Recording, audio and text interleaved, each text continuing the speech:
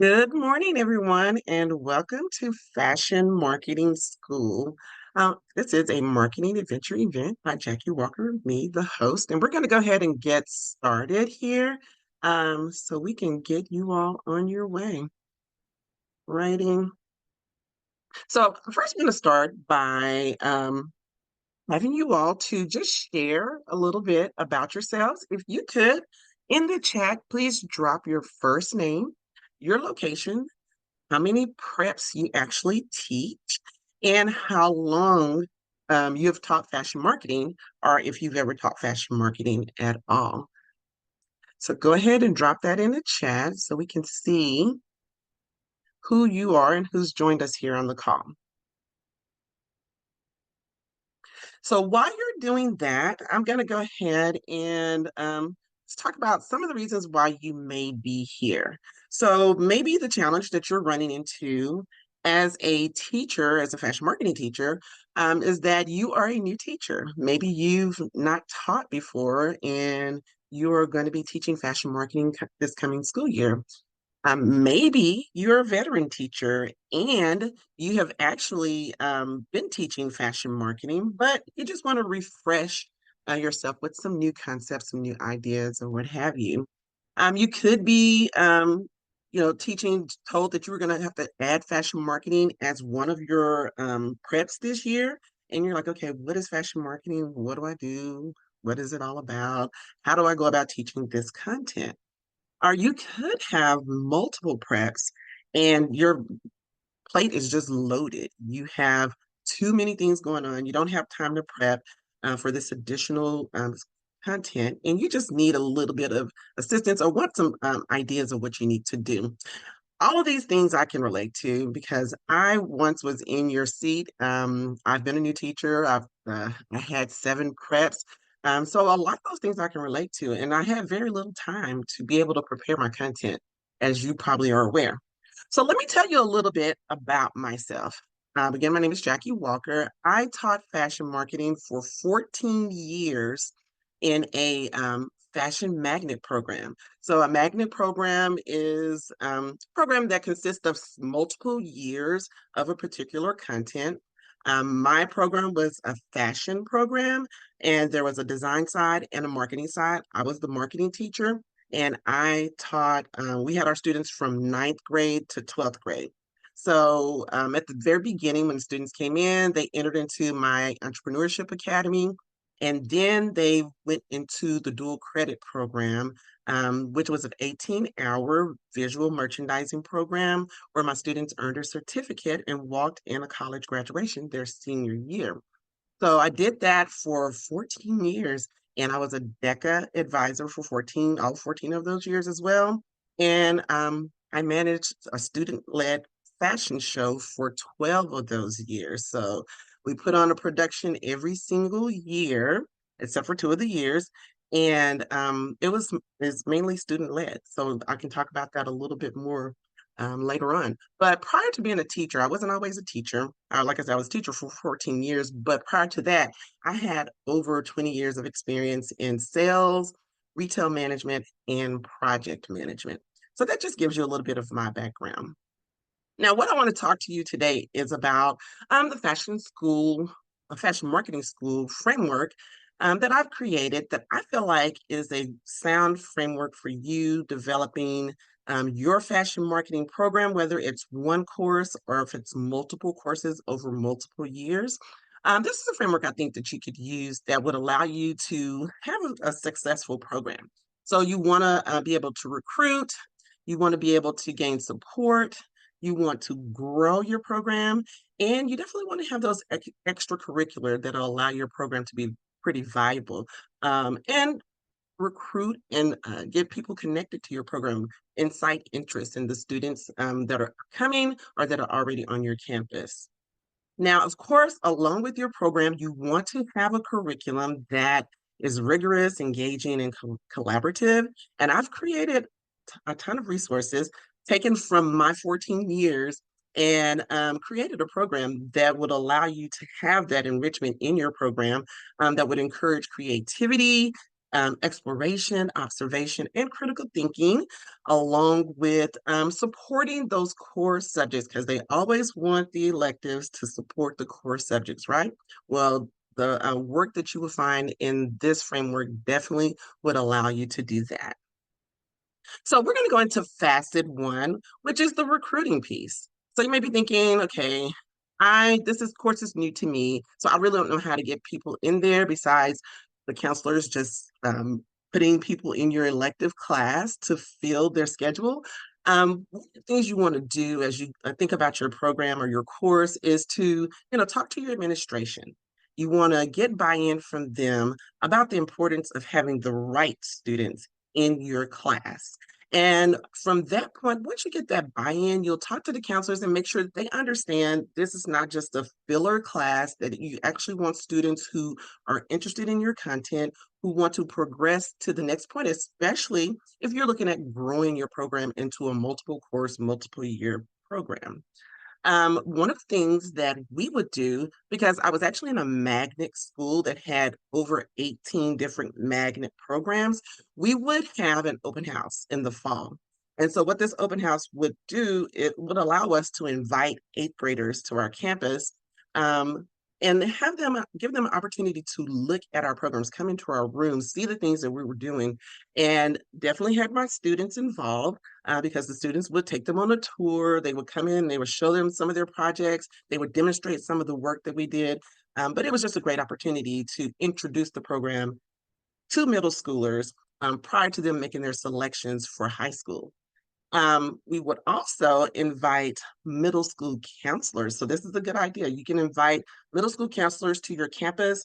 It could be a morning breakfast, it could be a luncheon, and maybe you'd have to do an after school meeting or what have you. But it's good to get the middle school counselors onto your campus so you can take them on tours, so you can tell them about your program. You can bring them into your classroom. You can show them actually what you're doing so they can have that hands-on experience and then take that back to their campus and relay that information to their students.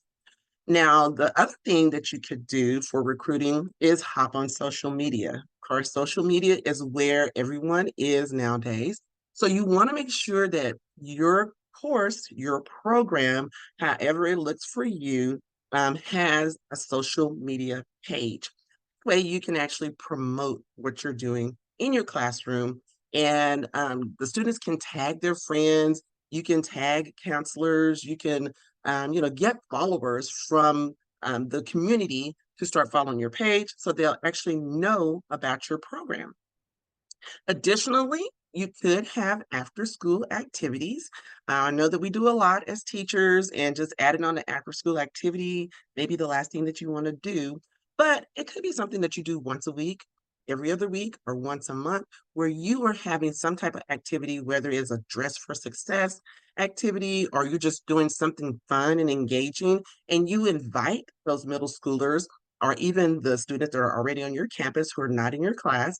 You can invite them to that after school activities to engage them and get them excited about your program so that next time when it comes up for them to do their schedules, they'll think about adding your course to their schedule.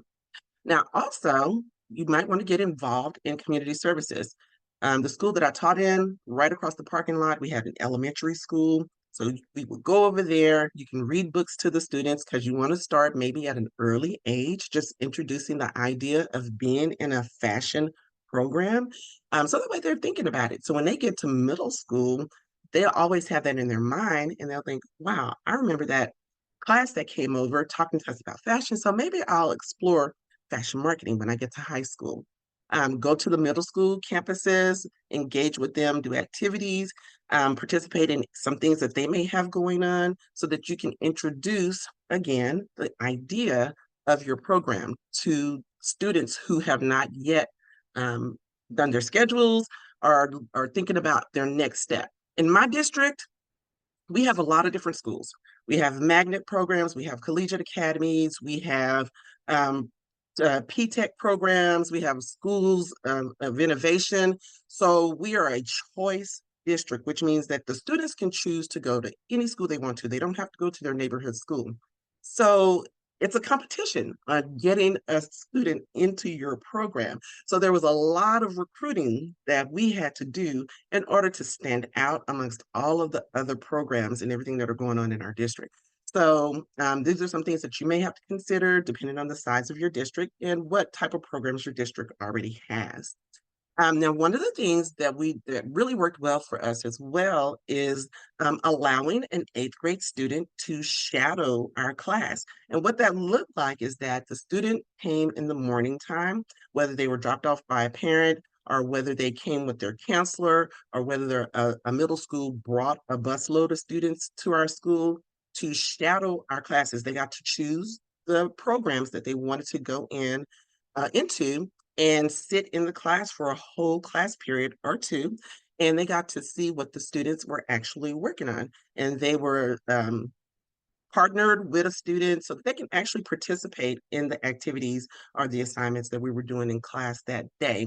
And then we had an opportunity to talk with them at a later time to get some feedback from them and introduce them to our process for applying to our program because we're a magnet school, our students apply to our programs. So that may look different for you. You may not be a magnet school. You just may have a course and you may just be interested in having students to look at your course. So you might not have an application process, but you can collect that student's information so you can keep in contact with them, connect them to your social media, send out a message to their counselor, and just checking to see if they were still interested in your program. So when time came in the spring to set up their schedules, then you would have an idea of whether that student was going to join into your program or not. And then the lastly is the on-campus promotion, and that's promoting to the kids that are already on your campus. So a lot of times you have to get out there because, like I said, there are electives that are very competitive, and you want to make sure that the counselors are filling your seats initially with the students who are interested in your program. So we started that scheduling process in January, and so we wanted to make sure in the fall that we were setting up tables in front of the cafeteria. We were doing activities around school. We were putting up posters, flyers. The students were going out and talking to a variety of students during the lunch periods just to get that marketing out there for our program.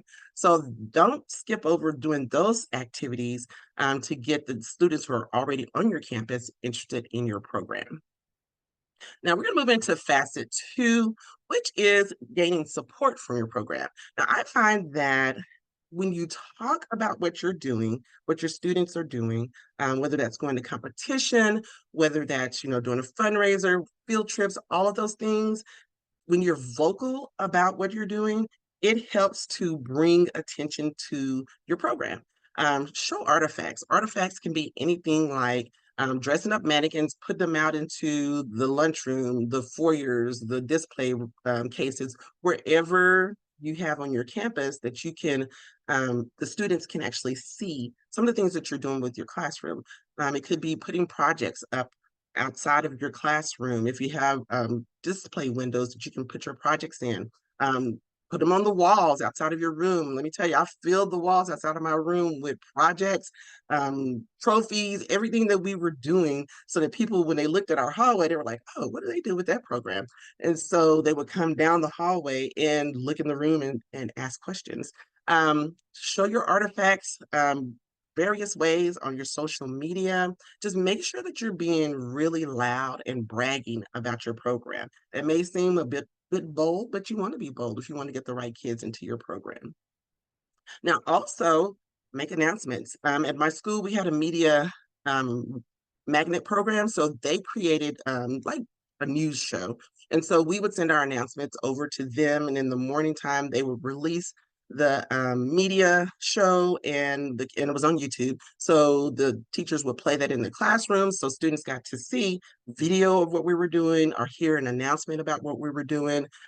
So you want to always make announcements at every level. If you're participating in a CTSO, a Career and Technical Student Organization, you want to always talk about what you're doing. Make announcements about going to district, what who won a district, going to state, who won a state. If you go to the national levels, you always want to be loud and proud about everything that you do to gain that support from the teachers because I can tell you that teachers if they see their student, like the core teachers, if they see their students are participating in activities like competitions for their CTSOs, they get excited and they love to support their students. So you always want to send out emails. I would send a blast email out to everyone on our campus about our competitions, what we're doing, who was participating, how well they did, so that they could buy into the program and what we were doing and be excited about it. So if anytime we were going to go on a field trip or anything like that, we wouldn't have to be concerned about a teacher like, oh, why are you taking the student out of my classroom? Well, they know what that student is doing. They know how valuable it is and what the student gains from it. So they get excited about it. You also want to involve family, friends, and other students and parents. We know that as high school teachers, parents tend to be, what my experience, parents tend to be less involved. They feel like the kids are old enough that they really don't need to be hands-on with them. And I find that to be opposite. I find that at that age, kids really need their parents connected to them and want them involved. So through whatever resources you have, when I was in school, I used Remind. I would send messages out to the parents about what we were doing, keeping them connected, keeping them in the loop. Nowadays, since we've gone online and more digital with everything, there may be resources that you have through your LMS that you can communicate to the parents, but definitely keep them connected and involved. Send them out your social media page so they can see what you're posting on social media to stay in the loop of what you're doing with your program. Constantly talk about, even on your own social media. I know people are a little taboo about talking about work on their social media, but I find that if you just mention what you're doing, you don't have to show your students, you don't have to, release too much information, but just talk about, hey, we went on this field trip today. Students really learned this, that, or another, or students that really opened their eyes up to something they've never experienced before. I really enjoyed taking them on this field trip. Oh, we're going to competition, and this is going to be great for them to interact and engage and communicate with other students. So, you can just say those little bit of things. And so when people see you doing those things, if you happen to have a fundraiser and you say, hey, you guys, I really need support. We're going on this the competition. We're just short and we're going to have a fundraiser. Will you please support my fundraiser? That way, they will already know the value of what you do because you've talked about it on your social media, and they'll be more willing to support you. So that's just something to think about. And again, use social media. I can't overstate that enough. Use social media because social media has a way of really helping to amplify the support in your community that surrounds you. And don't be afraid to tell what your needs are. I know at the beginning of the school year, teachers are always saying, here's my school list, here's my wish list, and I want this or that or whatever. And then it fades off. But as a CTSO teacher, as a teacher who has a program, especially if you're taking kids to competition or what have you, even just with the basic things that you need in your classroom, funding is not always there. You're going to fall short of being able to supply those needs because, or you're going to have to pull out of your own pocket, which we always do, right? So you always want to tell people what your needs are because you never know who's willing to support you, who's willing to buy whatever you have on your wish list, not just the beginning of the school wish list, but a whole year wish list. So always talk about what your needs are, and you never know who's connected to who. So they may be connected to someone who may be able to supply you with some things. I remember one year, there was a lady that connected to our program, and she just wanted to be involved in our program and be like an advisor. But she was connected to someone else who worked at Hager, the men's clothing. Well, it used to be men's, but it's men and women's clothing now. And that person contacted me one day and was like, hey, we have some mannequins that we're no longer using at our corporate office because all the retailers set up a store in their corporate offices to do the planograms and all that kind of stuff. Well, they had new mannequins that they were bringing in. And so they're like, we have these mannequins. Can you use them in your program? And I was like, yes, we can use these mannequins in our program, especially because they were men and we never had any male mannequins. And so you never know who can provide some support to your program in various ways and who they're connected to, who may be able to provide support. So tell people what your needs are. Now, facet three It's going to focus on growing your program. Um, you may just be teaching one fashion marketing class, but you may be interested after teaching that one fashion marketing class to expand to another fashion marketing class. You're probably thinking, like, how can I do that? Our curriculum only has one intro to fashion marketing class. Well, one way you can do that is to look at your local college. As I said before, I taught a 3-year dual credit visual merchandising program. When I started teaching, that program was already in place. However, it was only 2 classes that we were teaching on my campus. And so I taught one class to my juniors and taught another class to my seniors. And the other classes, students would go off campus in the evening or on the weekends, or even in the summertime to complete the dual credit classes so they can get their certificate. Well, when I first started, I found that those students weren't completing their certificate because they didn't take the extra time to go to campus for those dual credit courses. So they were finishing their high school career with maybe a couple of dual credit courses under their belt, and they could then go to the local community college that offered the program and complete their certificate.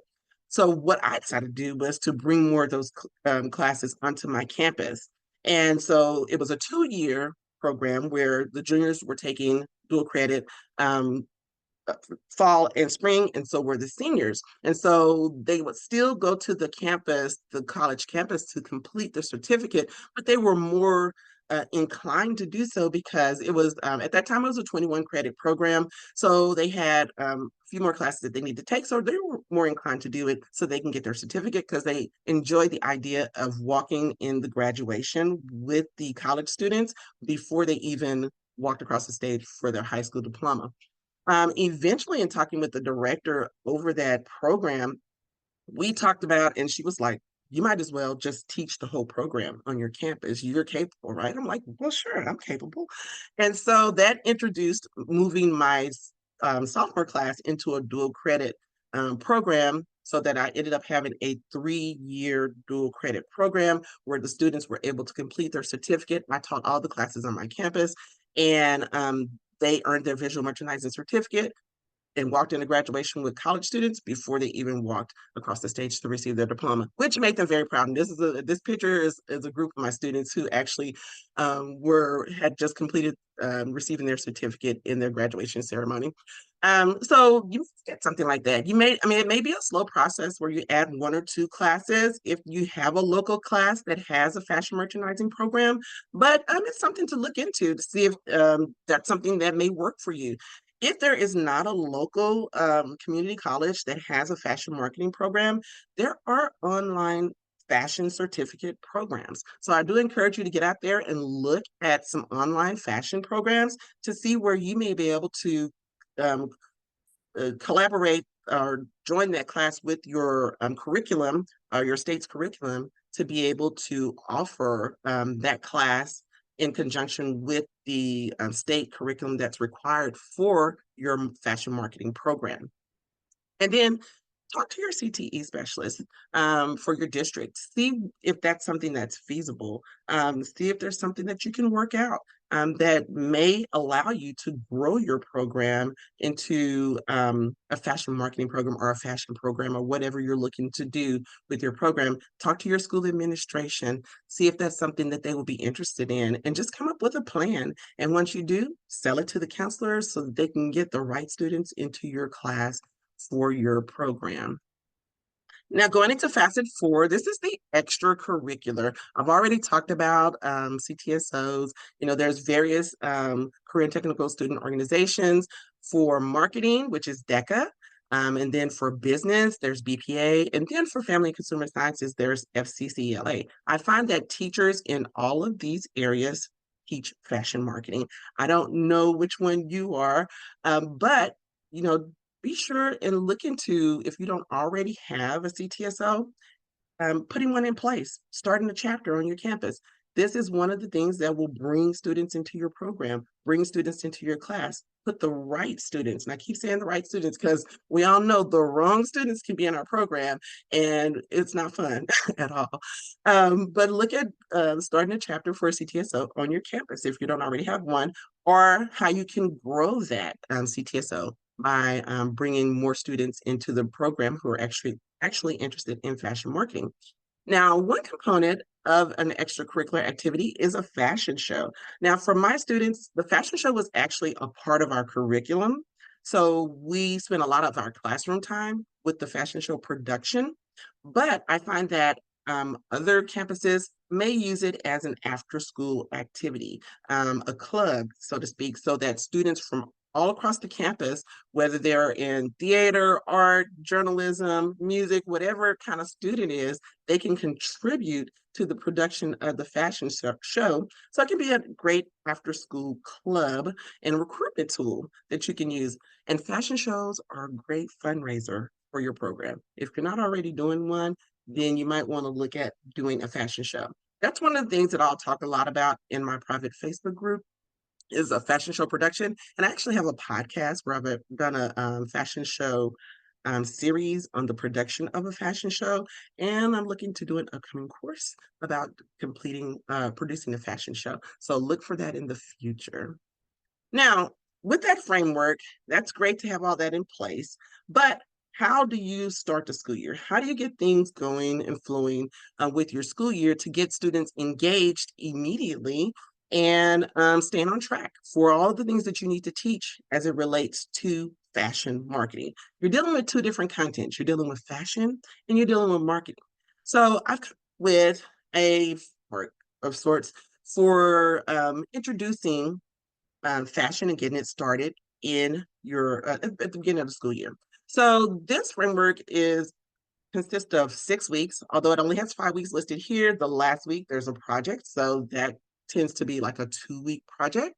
But I think starting out the school year, of course, we know the first week of school there's a lot of movement going on because there's a lot of leveling with the classes and moving kids around.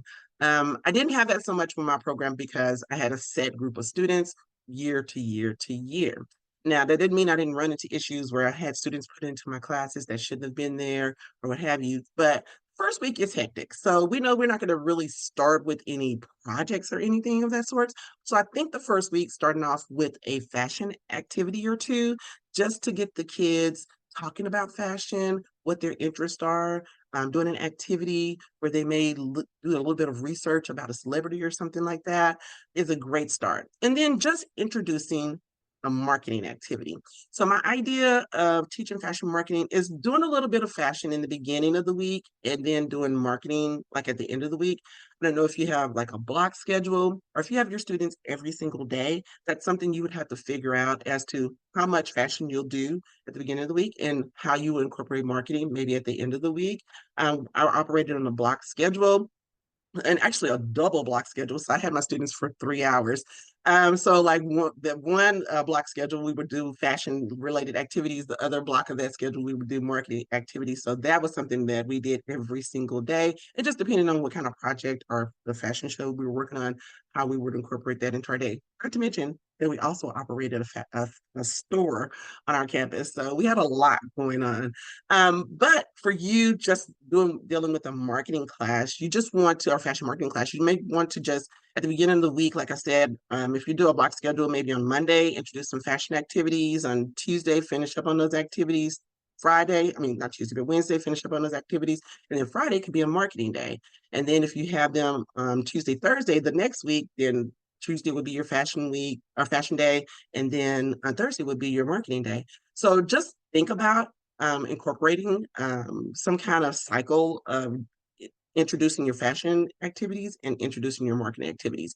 Here with the second week, we will go on into doing a fashion activity again and another marketing activity and introducing a project. And projects that I have for my students generally lasted like 2 weeks, or it could be a 4 week project. So just depending on the length of the project that you have, you can introduce your project the second week. It will roll into the third week. You still have your fashion activity early in the week and your marketing activity later in the week. And then you're finishing up on your project. And then by the time you roll around to the fifth week, you can have a second project that you're introducing, which will be a 2 week project, and that'll round out your 6 weeks. I don't know if you're on a 6 week schedule or a 9 week schedule, how your semester goes, but this is an introductory outline of how you could introduce fashion marketing activities into your classroom the first 6 weeks. Now, they do have a starter pack of activities for fashion marketing. It includes a pacing guide. It covers a 6 week period of time. During that time, it will have one presentation that you can give to your students. It has 19 activities that you can go through, and the pacing guide tells you when to plug those activities in. And then it has 3 projects that it consists of, a total of 329 pages and slides of information that you can share with your students. And I'll show you here what that consists of. So as you see, the first week, there's a what is fashion to me activity. This is something for the students to talk about themselves. Then they do an activity about a celebrity. And that gets them involved and engaged, doing a little bit of research. And this is just in the first week, something fun to do. And then by the time the second week comes around, the big 4 fashion weeks are happening in September, the first week of September. So here's a project you can introduce to them where they can start researching the fashion activities, starting with New York Fashion Week and going on into Milan and London and Paris. And during that time, you also can introduce to them some activities that look at the elements and principles of design, because they will look at those when they're doing that big 4 fashion week project. And then this is a simple marketing activity. You can start with introducing marketing to them. So there's 2 marketing projects. And then in the third week, I suggest introducing this semester-long project for fashion careers. It's not something that's done in 1 or 2 weeks. It's actually done over the semester. So they'll take bits and pieces and do that over the semester. And then here's some activities that are fashion activities for that week. And then some marketing activities. You can touch on marketing functions and introduce that concept to them. All right. So you have an activity and then you have a quiz so that you will introduce during the third week. And then in the fourth week, you start talking about the fashion cycles. So then we start talking about fashion movement, fashion cycles, fashion theory. You have a couple of activities that you would do. And then we would move into the marketing activity. And this is the fashion theories. There's a simple slideshow that they will fill in about fashion theory once you teach that. And then there's I use the puzzles as like a quiz with the students, like an assessment.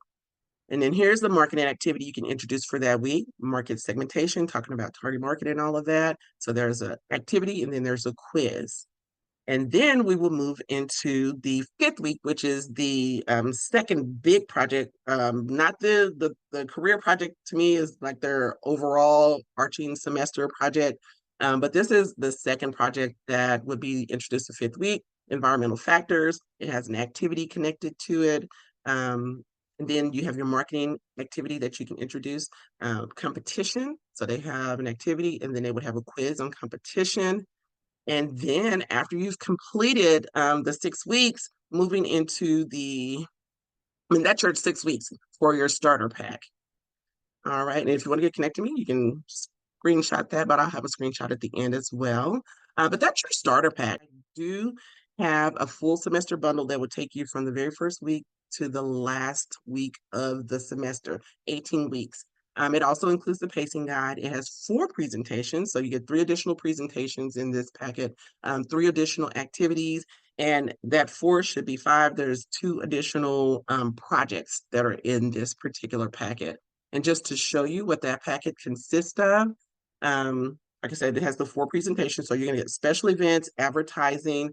You're going to get the selling packet presentation. You're going to get visual merchandising, which is my most popular presentation. But these are what the presentations look like. This is the visual merchandising. It has 80 pages of information for you to teach to your class. Here are the marketing activities. The additional activities for this is going to be the fashion poster, the major fashion center posters, and a project that is very fun, the icosahedron. They look really nice when the students complete those and you hang them in your classroom. Those 2, in addition to the activities that you would get with the starter pack. So this is going to zoom through all those activities that we already saw in the starter pack. And then it's going to come up on the passion projects, which the 2 additional projects, one is actually going to be your year-end project, which you'll see in just a little bit. I'll let this complete going through.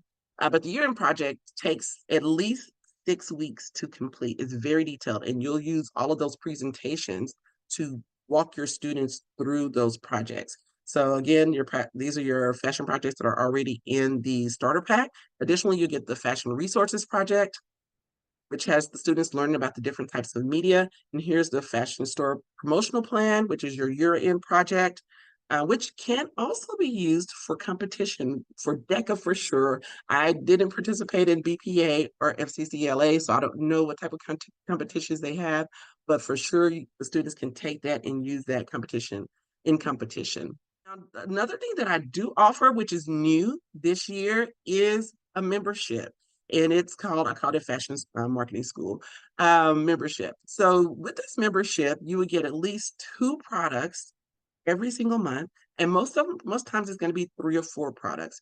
And you also get an invitation to the private Facebook group.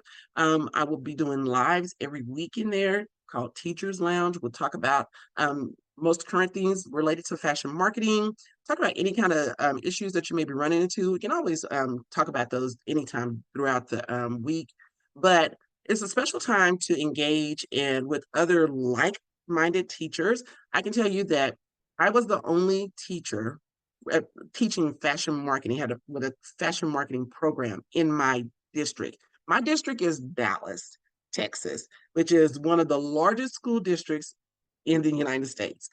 I was the only teacher teaching a 4-year fashion marketing program, or even just teaching fashion marketing. At one time, there was another teacher at another magnet school that had a 4-year program, or actually, her program was more like a 3-year program, but then that shut down. And I was the only teacher teaching fashion marketing. I never had anyone that I could talk to about what I was doing.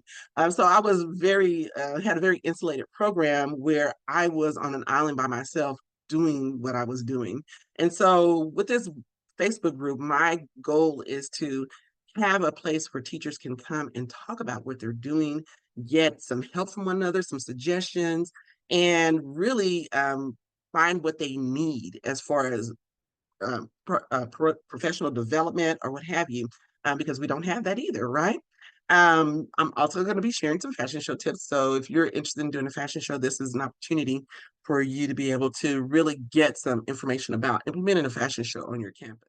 And just to give you a little bit of information of what people have said, some educators are saying that about the Ultimate Fashion Marketing Bundle, this resource saved me. It made my lessons more engaging, and I would recommend this purchase. Another teacher said about the icosahedron that this was a fun activity. My students really enjoyed it. My classroom was so much fun with all of their creative icosahedrons hanging from the ceilings. They were also useful to refer back to when we discuss any of the marketing concepts. The icosahedrons are so fun. They're very creative, and it looks good when the administrator walks into your room and you have all these icosahedrons hanging around your room or outside of your classroom in the hallway. If you're allowed to do that, it looks really fun and it's exciting. All righty. So how can you connect with me? Again, you can go to my website, marketingadventure.com, or email me. I'm on Instagram. I'm going to be more engaged on Instagram. Marketing Adventures, where you can find me. My Facebook page is Marketing Adventure. However, in your email, I did have a link. I think it went to my Facebook page. But if you email me, I can send you the link to the Facebook group. And also my podcast. Definitely go over to Spotify, Apple Podcasts, whatever you listen to podcasts on, and look up Marketing Adventure with Jackie. Actually, you can go to, if you can right now, scan this QR code and it'll take you to my podcast link. I release a podcast every single Monday. And right now there are solo episodes. If you go scroll all the way back to the beginning, I did some guest episodes, but right now I've mostly been doing solo episodes, but I do look forward to getting some more guest episodes up on the podcast. But I cover a variety of content. I strictly focus on fashion marketing because nobody's talking about it out there, and teachers need support in that area. Well, that sums up Fashion Marketing School. I would like to open the floor for any kind of questions that you may have.